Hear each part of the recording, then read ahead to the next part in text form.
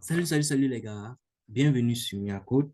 Aujourd'hui, nous allons continuer avec les fonctions. En fait, comme je vous ai promis, dans la semaine passée, nous avons juste touché l'introduction et voir comment ça fonctionne les syntaxes. Donc, cette semaine, on va travailler sur les 5 exercices que vous avez devant votre écran pour que vous puissiez comprendre vraiment comment ça fonctionne, comment est-ce que vous pouvez utiliser les fonctions pour approcher des problèmes, soit mathématiques ou les problèmes dans la vie réelle. Donc, vous apportez ces problèmes-là, vous apportez les solutions à ces problèmes-là avec du code. Bon, aujourd'hui, on se limite avec des fonctions. On va utiliser juste les fonctions pour gérer tous ces problèmes-là. Sans plus perdre le temps, je m'introduis vite. Je m'appelle Miamo Yassen, pour ceux qui ne me connaissent pas toujours. Je suis derrière Miacode et entre-temps, je suis en train de monter une équipe pour continuer à mettre du contenu pour que vous puissiez vraiment bénéficier de notre savoir-faire, de la petite connaissance que nous apprenons de jour en jour. Donc, sans plus perdre de temps, nous allons commencer avec l'exercice numéro un. L'exercice numéro un nous demande d'écrire un programme qui est une fonction en Python ce programme va être utilisé pour multiplier tous les nombres dans une liste. Donc, on va écrire un programme pour multiplier les nombres dans une liste. Qu'est-ce qu'on va faire? On va passer d'abord par créer un fichier Python. En faisant un clic droit, on va prendre Python file. On va donner le nom test 1. Dans test 1, on va définir notre fonction. Donc, on va définir une fonction multiplier. Donc, on va dire peut-être multiplier. Et dans les parenthèses, on va passer n'importe quoi. Bon, comme c'est une liste qu'on va multiplier, on va passer une liste. Bon, vous pouvez passer n'importe quoi. Maintenant, qu'est-ce qui va se faire? Qu'est-ce qui va se passer? On va définir une variable. Je peux appeler cette variable TT ou total. Donc, j'appelle total, c'est plutôt avec A. Bon, j'appelle total et j'attribue la valeur de 1. Donc, ça dit que j'attribue la valeur de 1 à total, la variable totale. Pourquoi? Parce que 1 multiplie tous les nombres et ça reste la même chose en fait. Donc, 1 fois n'importe quoi reste la même chose. Donc, c'est pour ça que j'initialise la variable avec 1. Qu'est-ce que je fais? Maintenant, pour multiplier toutes les valeurs dans une liste, qu'est-ce qu'on va faire? On va itérer chaque valeur, n'est-ce pas? Et pour itérer, on utilise quoi?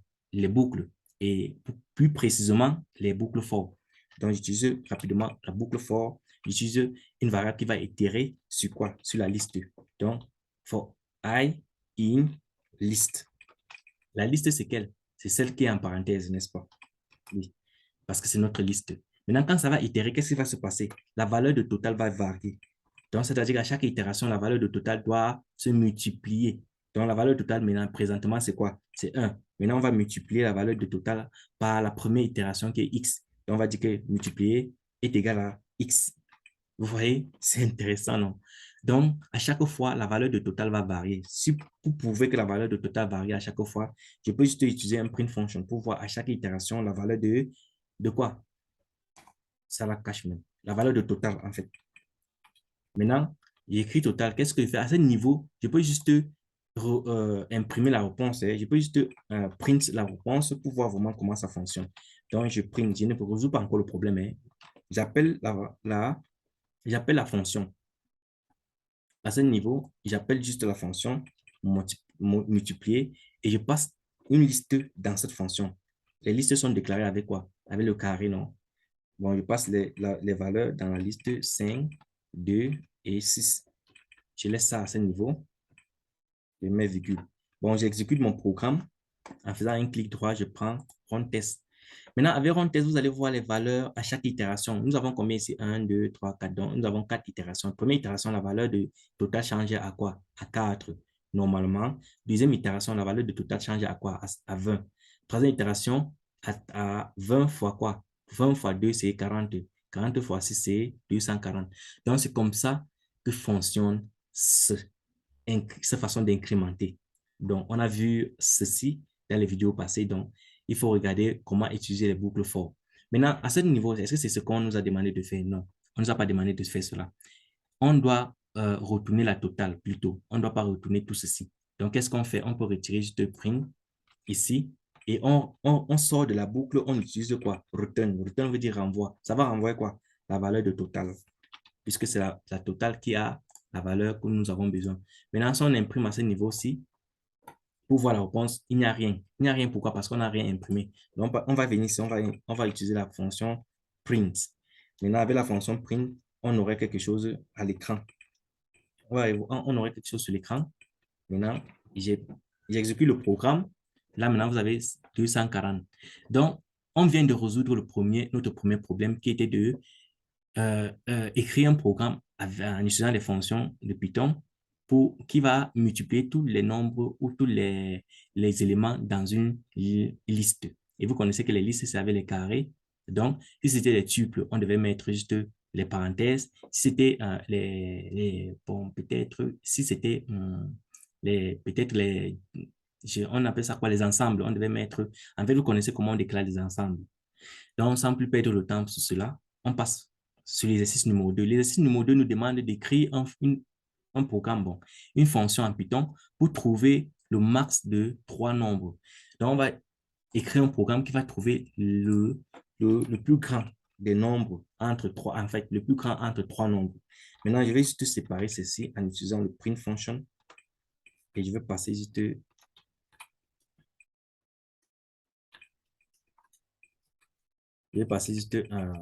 les traits d'égalité là pour séparer.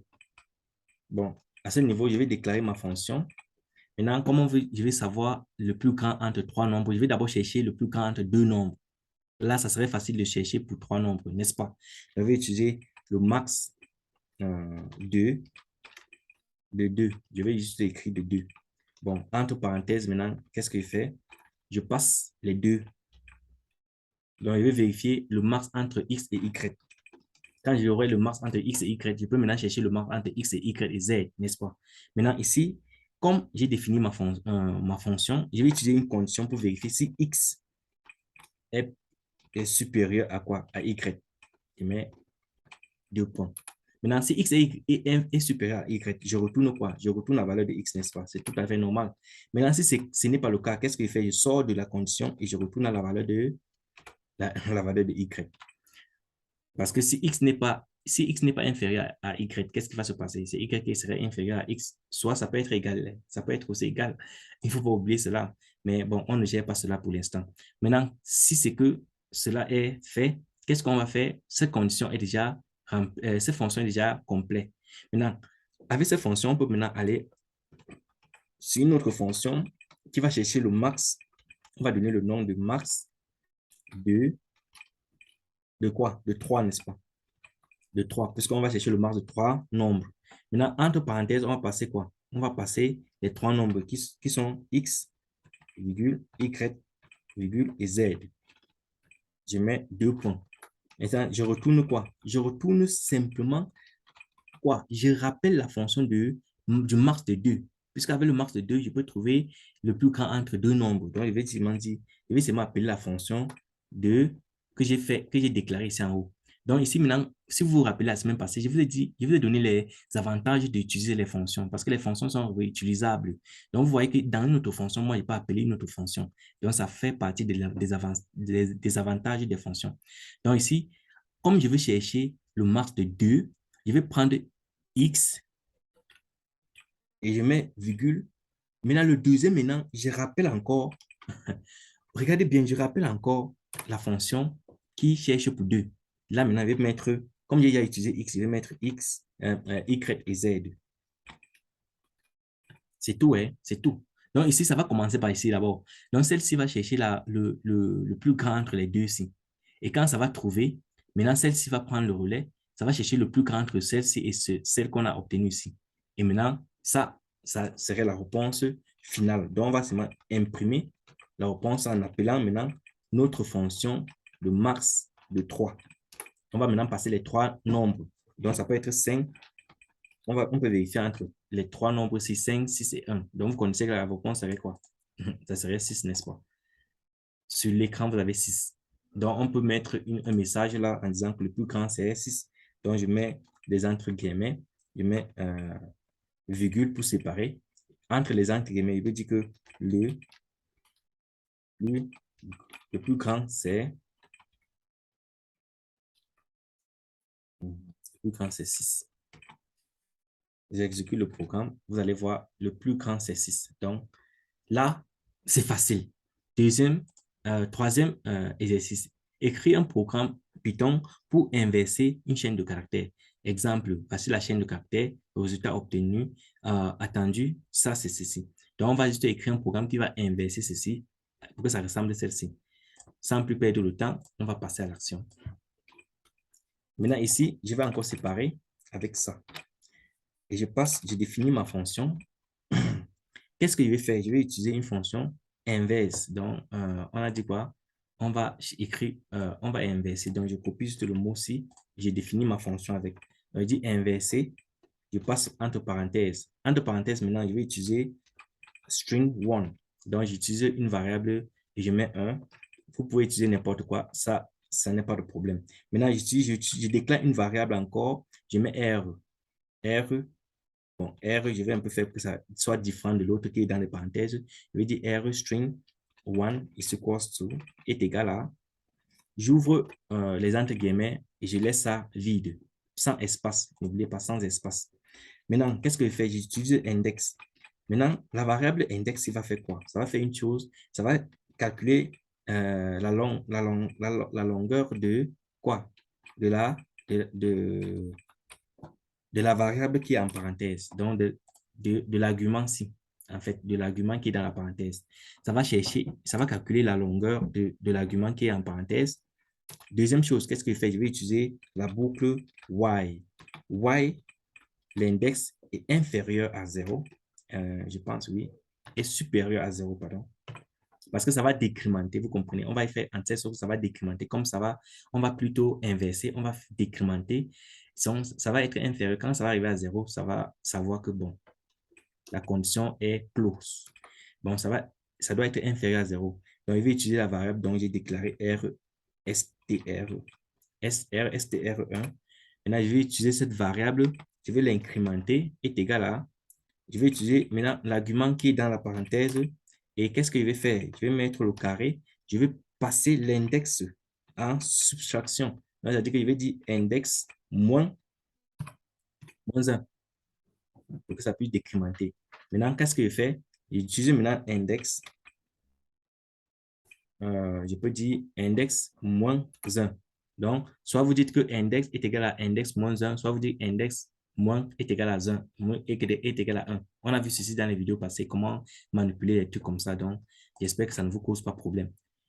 Bon, sans plus perdre le temps, qu'est-ce qu'on retourne? On retourne une valeur, on retourne quoi?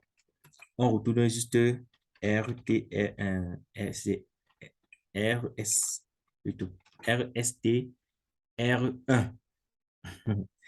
En fait, maintenant, je peux imprimer sur l'écran la valeur en appelant quoi? Inverser. Et inverser va prendre quoi comme valeur? Je peux copier juste ce qu'on m'a dit d'inverser ici. Je copie et je viens coller à l'intérieur. Et maintenant, j'exécute mon programme pour voir si ça va exécuter. Et là, vous voyez que ça a inversé, n'est-ce pas? Voilà la réponse ici et voilà ce qu'on attend de moi. Donc, ça a inversé ceci à celle-ci. Donc, sans plus perdre le temps, voilà comment on résout cela. Et je mets en... Je voulais séparer avec ceci. Donc, je ne sais pas encore le travail et je passe par la question numéro 4. Écrivez une fonction Python pour vérifier si un nombre tombe dans une plage de données. Donc, dans une plage de données ou dans une plage de nombres. C'est-à-dire que si on parle déjà de plage de données, qu'est-ce que ça veut dire? Ça peut être une liste, ça peut être un ensemble, ça peut être un tuple. Donc, qu'est-ce qu'on va faire? On va définir d'abord notre fonction comme d'habitude. On va maintenant dire que comme on va faire, c'est un type de test. Donc, on va dire que test, en parenthèse, on va passer n comme comme argument. Maintenant, notre paramètre, c'est n. On va utiliser une condition. Condition quoi? Si n, si la variable qu'on a utilisée n est dans le rangé, est dans quelle rangée? Notre rangée ici, j'espère que vous connaissez que rangée, c'est une fonction prédéfinie en Python. Donc, rangée va donner juste les nombres dans un intervalle. Donc, range, en fait, c'est intervalle. Donc, range, c'est un mot anglais. Donc, c'est l'intervalle. Donc, on va utiliser range. On va passer peut-être, je peux dire de 2, je mets virgule jusqu'à 9. C'est comme ça qu'on définit les arguments dans la fonction range. Maintenant, je mets 2 points. Maintenant, si n est dans ce rangée, qu'est-ce que ça va retourner? C'est ça. Maintenant, on va utiliser le print function. On met les entre guillemets, on met l'insigne de pourcentage, je mets S qui représente N.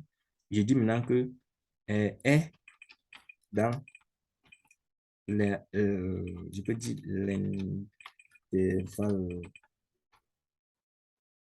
Je crois que j'ai fait le... Bon, l'intervalle. Maintenant, hors de ceci, je vais mettre encore, excusez-moi, je vais mettre encore l'insigne de pourcentage. Je vais maintenant donner, qu'est-ce que je vais donner? Je vais donner un string. En parenthèse, je vais passer n. Maintenant, si c'est que ce n'est pas vrai, si c'est que ça ne se trouve pas, on va utiliser le else statement. Le else veut dire sinon. Donc, si c'est que la condition n'est pas vraie, qu'est-ce qui va se passer? On imprime ce qui va se passer juste en disant que le nombre ne est, je peux dire est hors de l'intervalle. Le nombre est juste hors de l'intervalle. Je crois que ça va comme ça. Et maintenant, je sors de ma boucle, j'imprime la réponse en appelant quoi? Ma fonction. Et je passe quoi? Je vais passer maintenant n'importe quel nombre, n'est-ce pas? Parce que ici, on a défini, ça entre 2 ou 9. Donc, je peux dire 1. Mais vous connaissez que 1 n'est pas dans l'intervalle de 2 et 9, n'est-ce pas? Donc, je peux imprimer. Vous allez voir qu'on va dire le nombre est hors de l'intervalle. Mais si je mets peut-être, par exemple, 2, pour voir si 2 est dans l'intervalle de rangée, vous serez surpris que ça va dire 2 est dans l'intervalle parce que ça va inclure 2. Maintenant, si je mets 9, vous allez voir 9 serait quoi? 9 est hors de l'intervalle. Donc, vous comprenez qu'avec les rangées, ça va commencer par 2, mais ça ne va pas terminer par 9. Ça va s'arrêter sur 8. Si je mets 8, vous allez voir que 8 est dans l'intervalle. 8 est dans l'intervalle. Donc, c'est un peu ça, ce qu'on s'attendait, on attendait de nous sur cette question. Maintenant, sur cette question, pardon, c'est cette question. Maintenant, la dernière question, écrivez une fonction Python qui prend une liste et retourne une nouvelle liste avec des éléments uniques de la première liste. Donc, on va écrire une fonction qui va prendre une liste, itérer sur cette liste et reproduire la liste, mais avec des nombres uniques. Donc, ça veut dire qu'il n'y aura pas de répétition. Donc, on va définir juste une fonction en utilisant unique comme le nom de notre fonction. On va passer peut-être L comme paramètre. Vous pouvez passer n'importe quoi. Hein. Maintenant, je vais encore utiliser un autre paramètre. Comme c'est la liste, je vais ouvrir une liste ici et je vais laisser ça vide. C'est là-bas que je vais mettre les valeurs qui ne vont pas se répéter. Maintenant, je vais utiliser la boucle. Bon, vous connaissez pour itérer sur les listes, on utilise les boucles for. Je vais utiliser la boucle for. Je vais dire for et in L. L, c'est l'argument que j'ai passé dans les parenthèses. Maintenant, je dis L. Maintenant, j'utilise la condition pour vérifier si un nombre est en train de se répéter. Je dis maintenant que A, comme A, c'est celle qui va itérer, je vais dire A, not in X. Donc, si A n'est pas dans X, n'oubliez pas que dans X, on va affecter les nombres et on va se rassurer que les nombres qui entrent dans X ne doivent pas se répéter. Donc, à la fin, c'est X qu'on va imprimer ou on va renvoyer X. Donc, si A n'est pas dans X, qu'est-ce qu'on va faire? On va affecter la valeur dans X. On va maintenant dire X à peine. À peine veut dire vous envoyez la valeur. On va à peine quoi? Dans A. Donc, on va prendre la valeur de A, on va à peine, on va envoyer dans X. Si seulement A n'est pas dans X. Donc, si A est déjà dans X, on ne va pas renvoyer la valeur dans X. Qu'est-ce qu'on fait maintenant? On sort de la condition et on sort de la boucle aussi et on retourne quoi? On retourne X. Je vous ai dit que c'est X qu'on retourne, n'est-ce pas? Et maintenant, on imprime juste on appelle la fonction dans le print function et on passe quoi? La liste. La liste s'écrit comment? Avec les carrés, n'est-ce pas? Donc, n'oubliez pas, c'est dans les carrés qui représente une liste. On passe maintenant les listes. Donc, je peux répéter 1, 2, 5, 3, 2, 5, 6, 7, 8 et 8 encore. Terminons avec 9. Bon. vous allez voir que ça va aller normalement sans répéter. Donc, vous allez voir 1, 2, 5, 3, 6, 7, 8, 9, sans répéter. Pourtant, nous avons répété pas mal de nombres ici. Donc, c'est tout ce que je voulais faire avec vous cette semaine.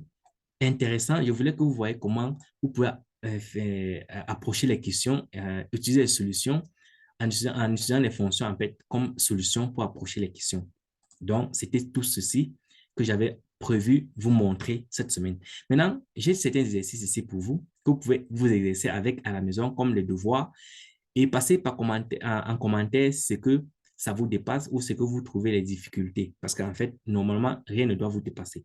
Donc, on commence ici. Ah, avec A, on dit que écrivez une fonction Python qui prend un nombre comme paramètre et vérifie que le nombre est premier ou non. Donc, vous allez écrire un programme qui va retourner ou qui va renvoyer si ce nombre est un nombre premier ou ce nombre n'est pas un nombre premier. Donc, ici, vous avez la définition des nombres premiers.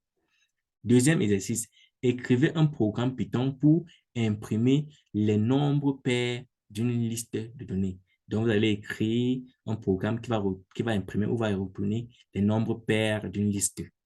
Bon, dernière question, écrivez une fonction en Python pour vérifier si un nombre est parfait ou non.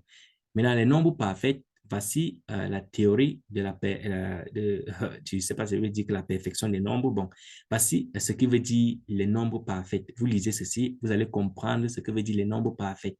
Donc, vous pouvez juste mettre pause et vous recopier la question et vous essayez de répondre à ces questions-ci. Et en commentaire, vous allez me dire votre difficulté. Et là, on va maintenant aborder ces questions ensemble.